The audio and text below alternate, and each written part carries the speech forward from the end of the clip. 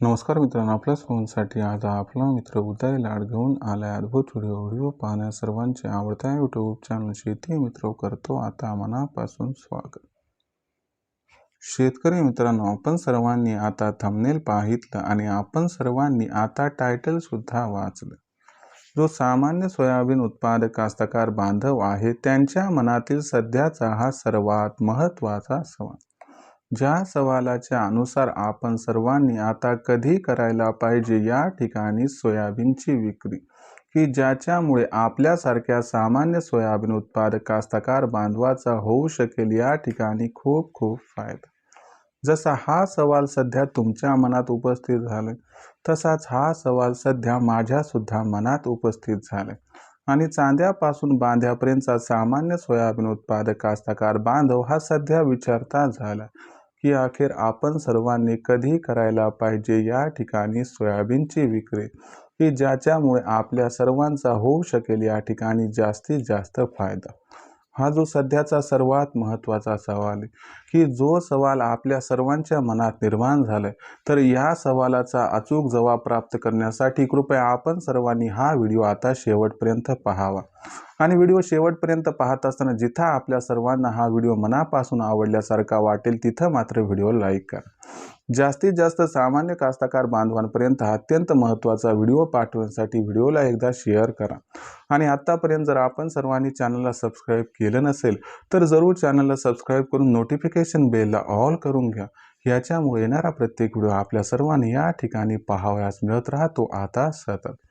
तर बघा मित्रांनो, जो चांद्यापासून बांध्यापर्यंतचा सामान्य सोयाबीन उत्पादक कास्तकार बांधव आहे त्यांच्या मनातील सध्याचा हा लाख मोलाचा सवाल, ज्या सवालाच्या अनुसार आता आपण सर्वांनी अखेर कधी करायला पाहिजे सोयाबीनची विक्री, की ज्याच्यामुळे आपल्यासारख्या सामान्य सोयाबीन उत्पादक कास्तकार बांधवाचा होऊ शकेल जास्तीत जास्त फायदा।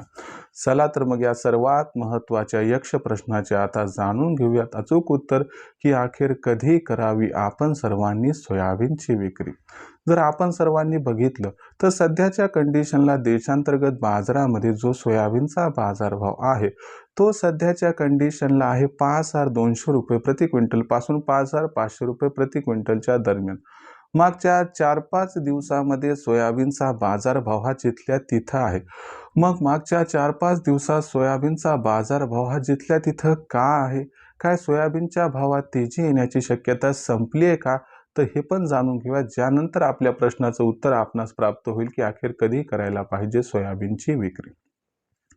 तर बघा मित्रांनो, आता झालंय कसं की आंतरराष्ट्रीय बाजारामध्ये थोडेसे जे कच्च्या तेलाचे भाव आहेत ते थोडेसे कमी झालेत आणि दुसरीकडे CCIनं कापूस विक्री जोरदार पद्धतीनं सुरू केली आहे, ज्याच्यामुळे काय झाले की कापसातून जी सरकी निघते ती पण स्वस्त झाली। सरकी स्वस्त झाली म्हणून सरकी तेल स्वस्त झाले आणि सरकी तेल स्वस्त झाले म्हणून सोयाबीन तेलावरती दबाव निर्माण होतोय। तर ह्या ज्या महत्त्वाच्या गोष्टी आहेत तर याच्यामुळे सध्या सोया तेलावरती दबाव आहे म्हणून सोयाबीनचा बाजारभाव थोडासा दबावात आहे म्हणून तो स्थिर आहे। हे खरं आहे की आवक ही घटतच चालली आहे, पण सध्या या असणाऱ्या तात्कालिक परिस्थितीमुळे सध्या सोयाबीनचा बाजारभाव स्थिर दिसतो। मग याचा अर्थ काय, आता सोयाबीन वाढणारच नाही का? तर नाही, सोयाबीन वाढणार आहे पण पुढील 8-15 दिवस सोयाबीनचा भाव स्थिर राहील। म्हणजे जो सोयाबीनचा भाव आपल्याला वाटत होतं की 28 फेब्रुवारी पण 6,000 होईल, तो आता फेब्रुवारी महिन्यात 6,000 होणार नाही। त्यासाठी आपल्याला 31 मार्चची वाट बघावी लागू शकते। मग आता तात्कालिक प्रश्न आहे की बाबा सोयाबीनची विक्री कधी करावी? तर माझं असं मत आहे की बघा, कधी काय होऊ शकतं हे काय माहीत नाही। आता कच्च्या तेलाचे भाव एवढे घटतील माहीत होतं का? की CCI त्या ठिकाणी कापूस विक्री करेल हे पण माहीत नव्हतं। मग ज्या गोष्टी आपल्या हातात नाही त्यांचाही परिणाम या ठिकाणी होत असतो ना। तर मग अशा परिस्थितीमध्ये काय करायचं की आपण एक विचार करा की सोयाबीनचा भाव सीझनच्या सुरुवातीला 3700-3800 होता, तिथून आता भाव जवळपास 54-55 पर्यंत आलाय। तर माझं मत आहे की 55-56-57चा हा जो रेट आहे तर इथं आपण सर्वांनी 25% सोयाबीन विकून टाकावं आणि मग बाकी सोयाबीन येणाऱ्या तेजीसाठी रोखून धरा। कारण कसं होईल, इथून भाव जर रिवर्स आले तर विनाकारण आपलं नुकसान होईल ना। तर कारण भविष्यात काय काय कसं कसं घडू शकतं हे कुणालाच माहीत नाही।